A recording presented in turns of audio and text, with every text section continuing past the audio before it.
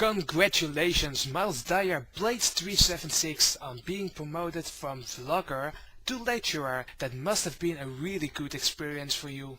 I for myself have been studying to become a teacher as well, about 7 years ago. And there I had to follow a communication course too.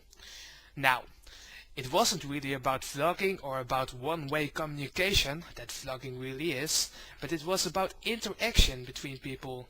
With those knowledge, I can lecture a thing or two about giving criticism and dealing with criticism on YouTube. You suck! Suck it hard! Go down, baby! Okay, sometimes you come across a video that you think could be a little better or a lot better. This is sometimes where you have to give criticism. Now, before you jump on the comment section, you have to think about what your intentions are. Do you want to help the person or do you want to hurt him? If you want to hurt the video maker, just repeat this line. Oh my god, comma, this has to be the most idiotic video I have ever seen, comma, in my life! Exclamation mark. Okay, that's it for the haters. Be gone now. Now, if you are not a hater, your goal is to give the video maker suggestions on improving his videos without hurting his feelings. How can you do that?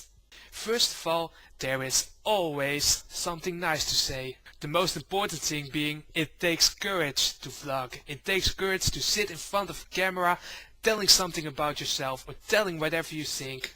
So, you can at least say that before you give all kinds of negative remarks. Secondly, there is a distinction between two tiny words, the word but and the word and. Just compare these examples.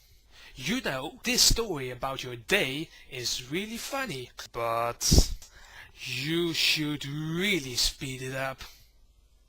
You know, this story about your day is really funny, and if you just put a little more tempo in it next time, it's perfect.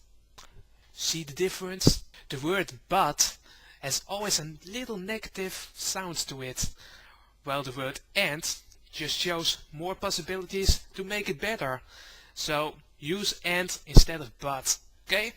You suck! Suck it hard! Go down, baby! Now, if you are vlogging and sitting in front of the camera, you want people to view you, right? Well, then you should be able to deal with criticism that people give, because no matter how hard you try, there are always people who want to take you down.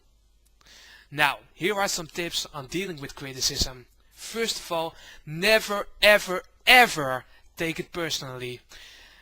The people who criticize you don't even know you. They only see your video and have an opinion about it. It's never about you but about the video. Keep that in mind. Also, there are people who don't really know how to express themselves, I'm afraid. It's really easy to let that get to you. What you shouldn't do is try to defend yourself or fight back or like, oh yeah, well, so's your mother. The words run through you and they can't hurt you.